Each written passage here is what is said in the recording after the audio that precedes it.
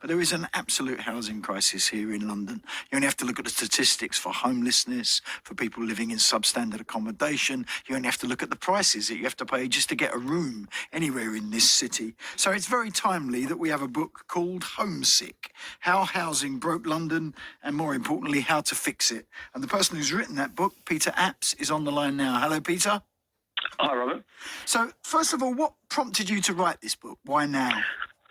I mean, personally, I've grown up in London. I'm in my mid-30s now, and I've got kids myself, and so it's kind of a time when you sort of look around and think how different it is for your children growing up as to how it was for you growing up, and I think the primary difference is housing. You know, I'm every time I have a conversation with another person of my age or even older and younger about living in London, housing's the first issue that comes up, and this kind of almost sense of astonishment people have about how difficult things have got. And yeah, I think there's like the understanding of kind of why that is the case, and you know where we're going and what we need to do about it. I think is something that people really want. You know, you kind of get that impression that like, how the hell did this happen? Almost is a question that a lot of people are asking. So it sort of felt, you know, like a book that would help answer some of that. Was my hope. And where does the problem begin? Because I grew up in I'm much older than you. I grew up in a very different London. I grew up in a London where you could pretty much sort of live wherever you wanted to live, really. There was an ample supply of social housing. I grew up on a council estate. My parents never owned their home. They rented from the council, as did, I think, something like 45% of Londoners or something back then. But I also grew up in a London that had lots of slums, that had, you know, kind of empty housing. And so, I mean, there's never been an ideal time when there was a perfect situation. No, absolutely not. And the thing is, I'm quite careful in the book, I think, not to be, you know, too rose tinted. You know, like I as you say, I'm younger than you, but the area of London I grew up in was not a pleasant place. It wasn't a nice place. And, you know, the housing wasn't always very nice either, you know. But I think the difference was that, like you said, the thing that has changed, there's ways London has changed for the better in the last 30 or 40 years, but the thing that has changed for the worse, undoubtedly, is the fact that people can't afford somewhere stable to live and can't afford a decent-sized home. And that drives, you know, that pushes then lots of other social problems that... you know, pushes a kind of feeling of a lack of community, a lack of belonging, all that sort of stuff. I mean, in terms of where we began, my book starts in the 1980s with a kind of a couple of changes, you know, happening all at once. Sort of suddenly slimming down the size of the social housing sector by right to buy and cutting the money to build new ones.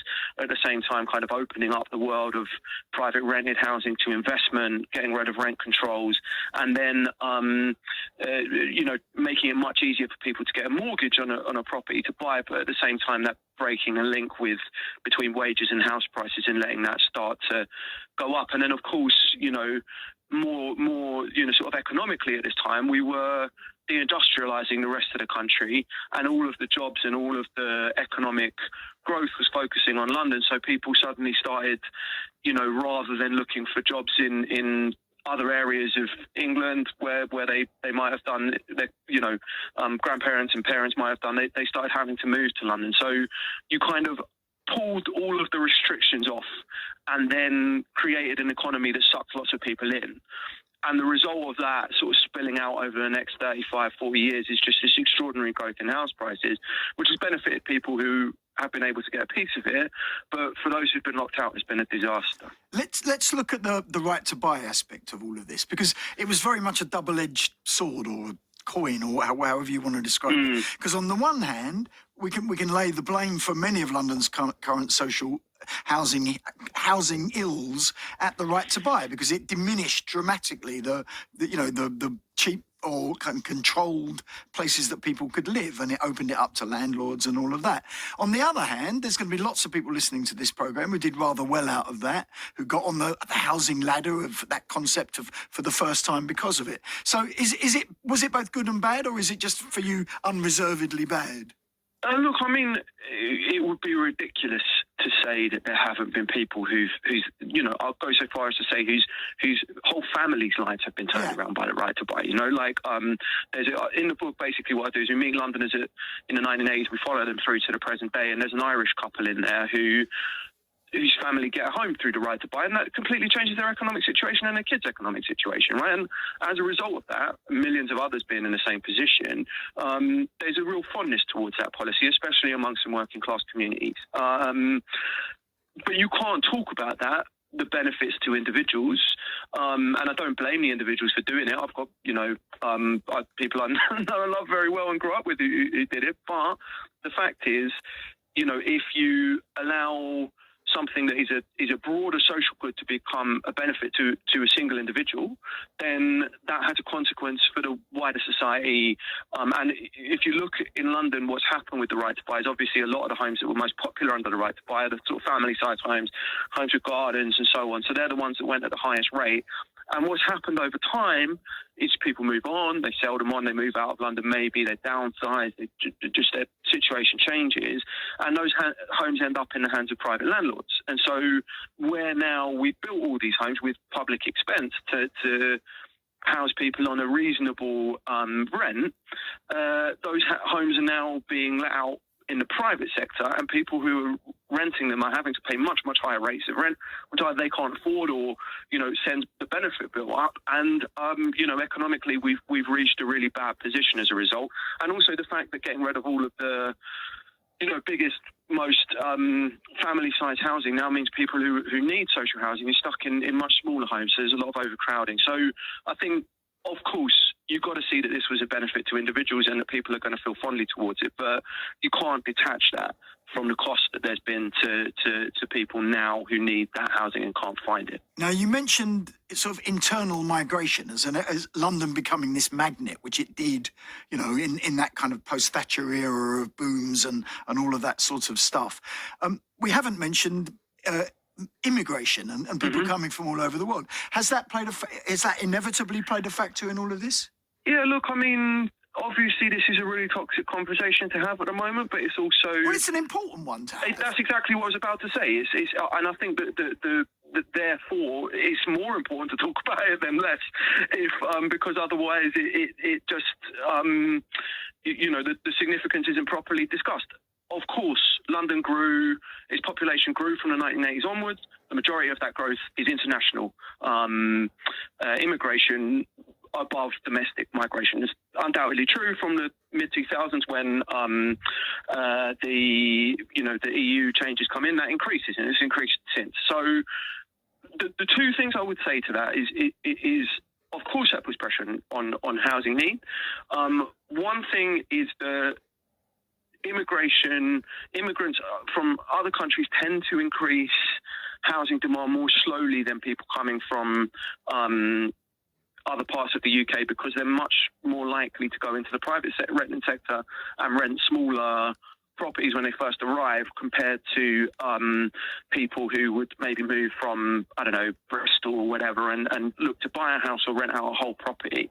And the other thing is that a lot of those immigrants who are coming to London are doing essential jobs that the city can't survive without, you know, the kind of key workers that we saw during COVID that we were all out clapping for, that we acknowledged once all the rest of us doing jobs like me and you were able to kind of sit at home and wait till things had blown over. We needed people like that to go out and carry on doing the services which the city relies on. And so if you're going to have people doing that, and the city's going to grow and the city's going to function, and we couldn't fill some of these jobs with domestic workforces, then you will have a position where there's a workforce that then need to be housed. You can't ask people to come and do these jobs and then not have a property. So I think the thing is, the debate needs to take both of those sides in. It needs to, yes, acknowledge that some of this is immigration, but it also needs to say, well, what would the city have been like if there had been no immigration? Because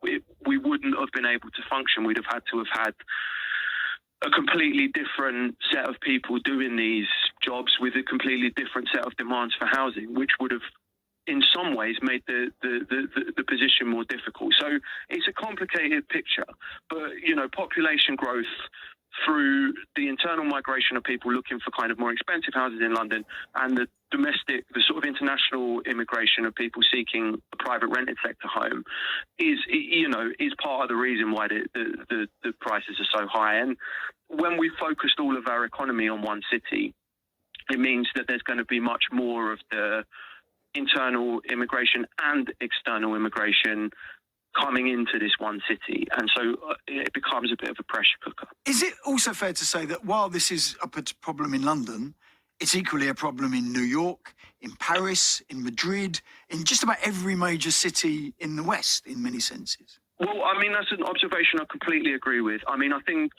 I decided when I was writing this book to split London off from the rest of England's housing crisis, because I think there is a very serious housing crisis in other parts of England, but it's different. You know, if you go to Cornwall, the North East, etc., there are different kinds of pressures and different kinds of problems with different causes.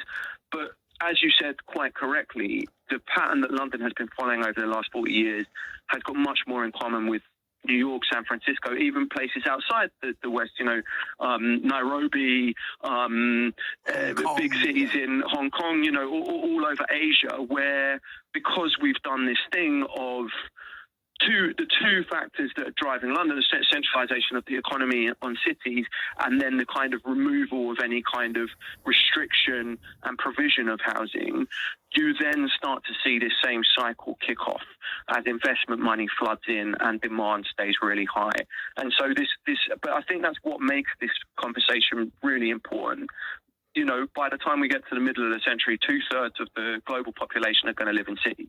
And so if we don't figure out how to make cities somewhere that is livable and affordable and where people can kind of feel at home rather than feeling homesick, then you are going to have that is going to be the way of life for, unfortunately, the majority of humans on Earth. So, okay, let's start looking at some solutions. We've got about 8 minutes to solve these problems. Okay. Is it just about building, but also building the right stuff? Because there's been loads of flats built in London. Yeah. But have they been the right things in the right place for the right people? I mean, again, the 2010s, we always hear about how there's not been enough homes built, and to an extent that's true, but the 2010s, particularly the second half of the 2010s, were a boom time for new build in London.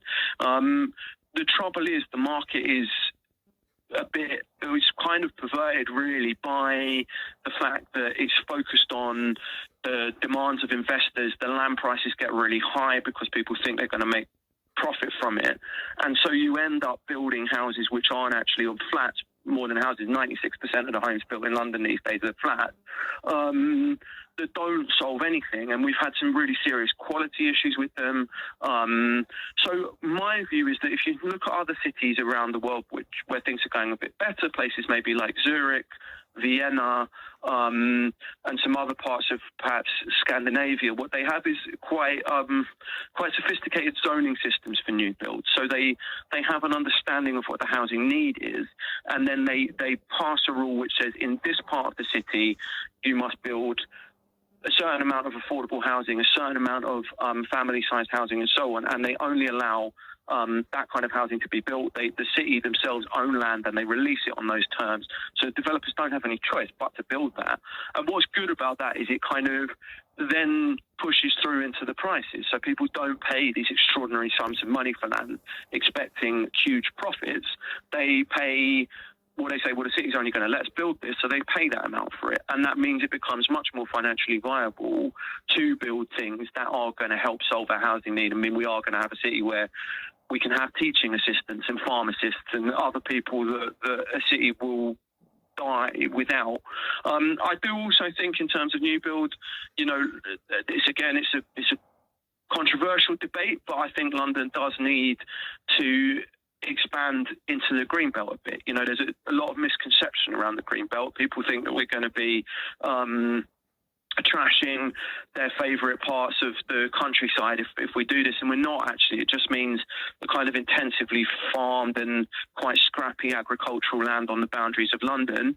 If we looked at some of that and looked at the bits near stations and said, well, maybe let's change the planning designation of this land so that we could build housing. But again, if we did that with an approach that said, but this housing has to meet X, Y, and Z housing need, and this land is only going to be converted to residential use with those conditions on it, you would ensure that it stayed at a level of price where that kind of housing development would be supported. What we do at the moment is take a very free market approach, and so when land comes onto the market, it's just sold to the highest bidder, and that means that the housing they built is built with the highest return in mind, and that's not always helpful to solve a crisis in a city where the problem is affordability at the kind of middle and bottom end of the market. Do we also have to become more densely populated? London as a city, compared to many others, compare it to particularly European cities, the Barcelonas and Parises and things, is actually not a very densely populated city.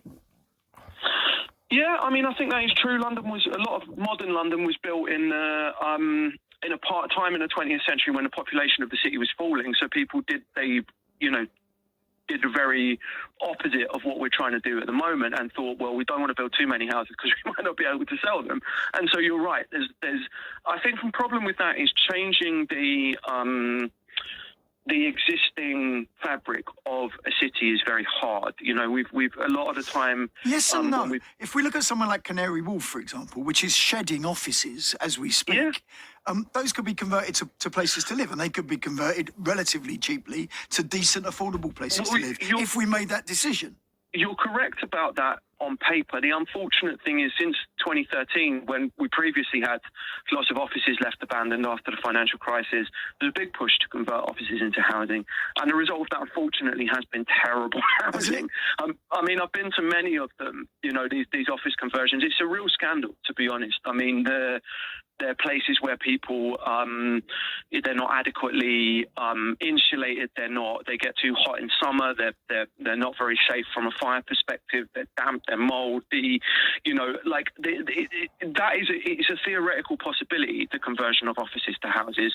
But we've got 10 years of doing that now, which suggests that it can go desperately wrong. So while that's something I'd like to see, I'd like to see it done with an enormous amount of care and oversight from, regulators, to make sure that what we get isn't just slum housing, but quality housing. And the last 10 years, unfortunately, have been the opposite of that. Do you think, are you optimistic? 5 years from now, are we going to just say it's just got worse? So it depends what time period you're asking me about. 5 years from now, no, I'm not optimistic. I think 5 years from now, we'll be saying, yes, it's got worse. I think the question really for us is, can we think a bit longer than that? Because if you think, you started by saying London you grew up in wasn't great, there were lots of slums. You go back 100 years, London was a city with horrible poverty and really high rates of infant mortality. You've got to think, what sort of city are we building over 50 years and 100 years, and start building that? Because housing is a difficult problem to solve, and part of the problem we have is people keep trying to come up with solutions that they hope will deliver results in 5 years, but actually make the position worse. And so we've got to say, well, how do we do this over 20 years? How do we do it over 30 years? And start building towards that. And I'm more optimistic over the longer term than the shorter term. In the shorter term, it's a difficult situation, and all the economic factors suggest it's only going to become more so. It's an absolutely vital question, and it's one that I hope you've enjoyed our discussion with. I think the book is really timely and really important, and it's called Homesick by Peter Apps. Peter, thank you very, very much.